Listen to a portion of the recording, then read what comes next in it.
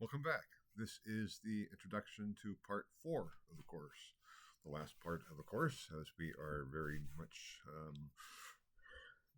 rushing towards the final and the end of the course.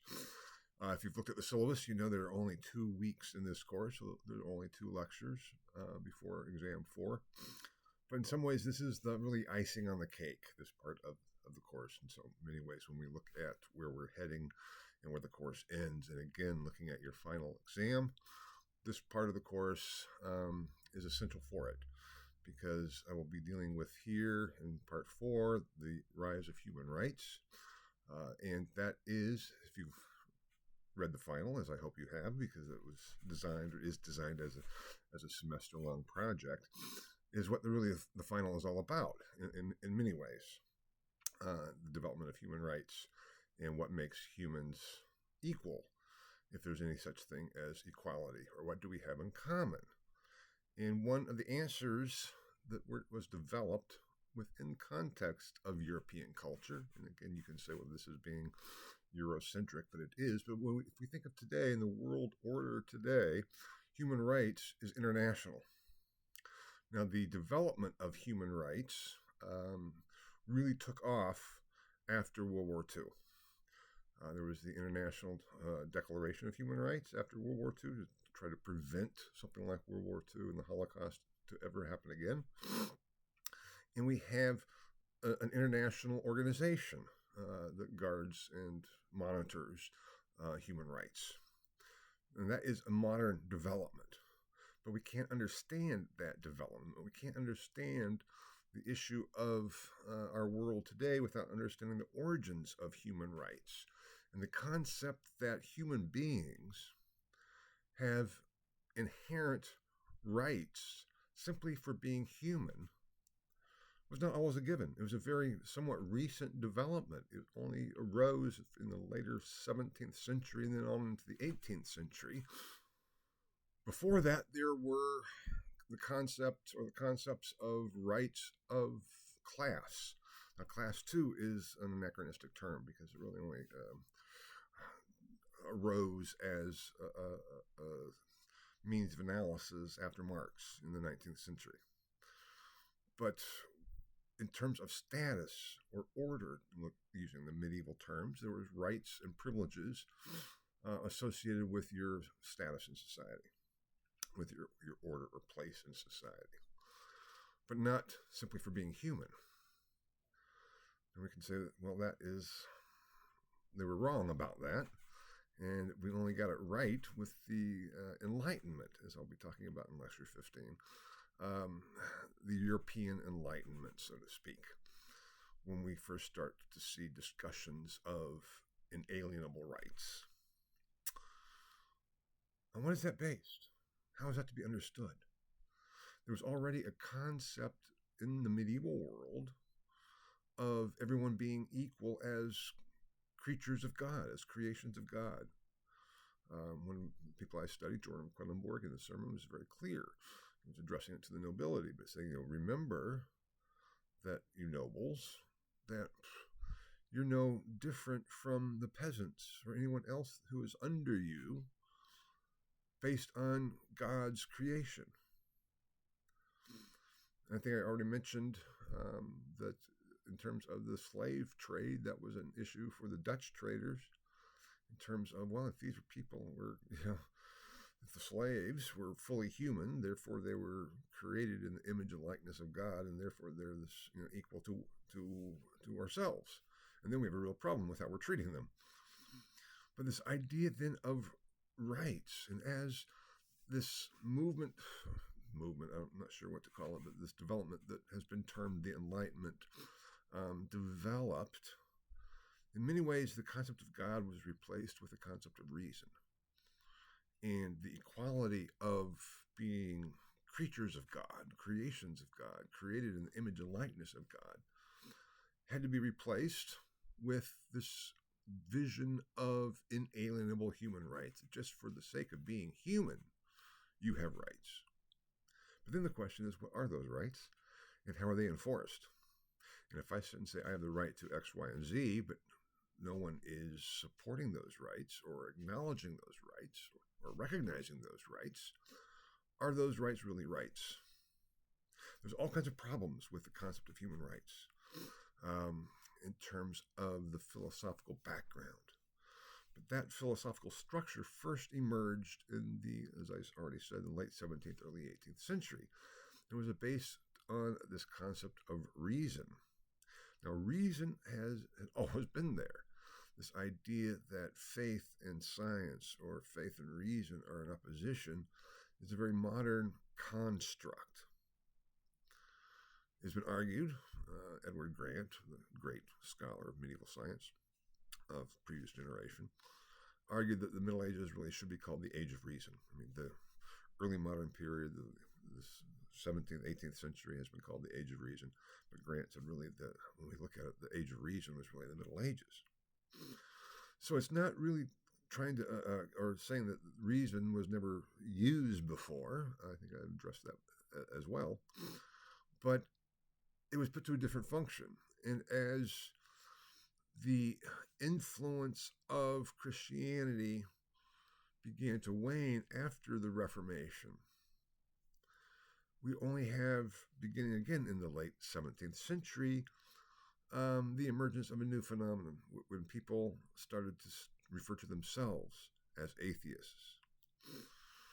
The term atheist had been used as a word to attack your opponents, to claim that you're atheists. I think I may have mentioned early on, I'm not sure if I did, but for the Romans, the Christians were atheists because they did not believe in the gods. They only had one God. They did not believe in the gods, therefore they were atheists. And atheist just means without God. So the whole rise of atheism as a self-designation, as people like putting up their hands saying, I'm an atheist, was a very new development in the 18th century, and it was so based on reason. Now, in Lecture 15, I cite Immanuel Kant's definition of enlightenment, and he says we're not enlightened, but we're in an age of enlightenment, of becoming more and more enlightened. It was that idea of we have the capacity to understand the universe without appeals to God.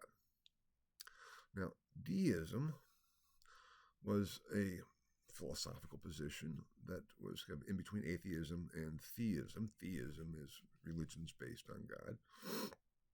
Deism is the position that there is a God. God created everything and then basically said, okay, it runs on its own. It all runs on nature's laws. So I don't really have to do anything if I'm God. Just I got it started, and that was that. So that concept of deism was a way still to say, okay, we can account for the origins of everything by appealing to God, but the way things work, we don't need to talk about that. Eternal salvation, who knows? The founders of the U.S., the framers of the Constitution, the fathers of the Declaration of Independence, were, as a majority, overwhelming majority, were not Christians as we think of them today, but they were deists. And so when we read in the Declaration of Independence that all men, sic men, i.e. sic, not S-I-C-K, but S-I-C, Latin, meaning yes, indeed, that's what they said, men, all men, were created equal, endowed by their creator. That's not a Christian statement, that's a deist statement. How is that possible to have developed that far?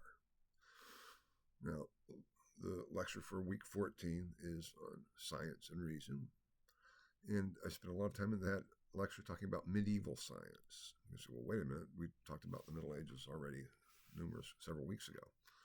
Yes, indeed, but it comes back here because to understand the scientific revolution, what has been called the scientific revolution, we have to understand what it was, how it changed, and what it was changing from. I refer there to Thomas Kuhn and the theory of paradigms, and how paradigms are the structures, in some ways the same term that I use as myth or ideology, the structures that allow for one to understand the world, and paradigms change very slowly. But the scientific revolution, whatever you want to call it, was not so much a revolution, but a slow transformation. And this transformation of a changing of paradigms from the medieval ancient medieval concept to a early modern on into modern concept of the understanding of natural phenomena was again slow in coming. So we need to look at the medieval developments to understand what came in the 17th, 18th century and the emergence of a new scientific paradigm. So that's why that is. This whole concept of the ability of humans to grasp and understand reality simply based on reason, not on revelation, was a development of the late 17th on into the 18th century, scientific revolution, enlightenment, quote unquote, so to speak. How that came about, what impact has it had, is the focus of this course. You can say, well, again, that's Eurocentric. Yes, it is. But when you look at the developments, and especially look at our world today as it developed on into the material for H109 and modern history, it was in some ways the biggest factor of what Europe imposed on the world, gave to the world by means of colonization. So it's not just simply political structure by any means, but when we have European colonies established throughout the world, that brought in European culture, for better or for worse. And again, I'm not saying that this is the story of European triumphalism whatsoever, but it did spread concepts of science, reason, and enlightenment to cultures where they were not, let's say, indigenous. And today we live in this technocratic society based, in part anyway, on this idea of reason and science. At least we have been until somewhat recently, and that gets into a whole other issues in terms of the new, what I would call the new conflict between science and religion, or faith and reason, which is just based on a complete lack of understanding of the historical development. But that's, again, another issue. So that's what this course focuses on, and then we'll ask you in the final essay and final exam to put it all together and talk about what does it mean to be human in some ways and how we put those two issues together. And once again, my dog comes crashing into the lecture. Sorry, he often does that in the morning. And so with that short interruption, that's what this is all about. So when you write exam 4, be sure to discuss this, the scientific revolution, and the medieval basis for it and of it, and the change of paradigm. Be sure to discuss enlightenment and probably Immanuel Kant's definition of enlightenment, and maybe the issue of paradigms and Thomas Kuhn, because that will all play into how you approach the final essay. And that is the capstone of the course, the culmination of the course, what this course is all about. It has been all about so much from the beginning. What does it mean to be human? And how do we understand ourselves as human beings in this very pluralistic world, not just society, but a pluralistic world?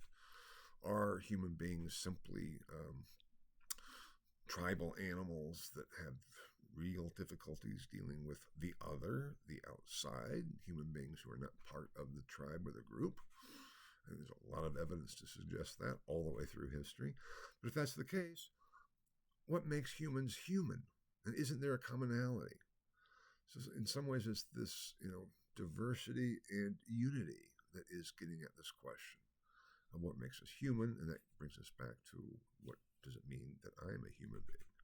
Who am I, and what is my place in the world today?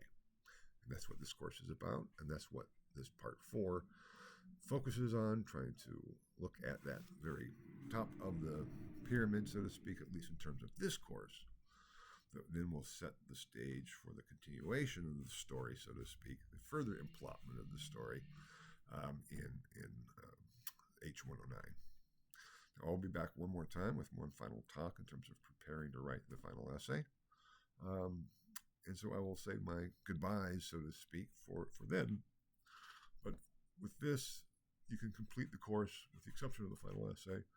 I hope you will enjoy it, think about it, reflect on it, and I look forward to reading your exam number 4. So thank you very much. And again, as always, if you have any questions, just reach out, shoot me an email, and we can talk and chat about it over email or over Zoom or whatever. And I'll be back again to talk about the final essay. Thanks so much. Bye-bye.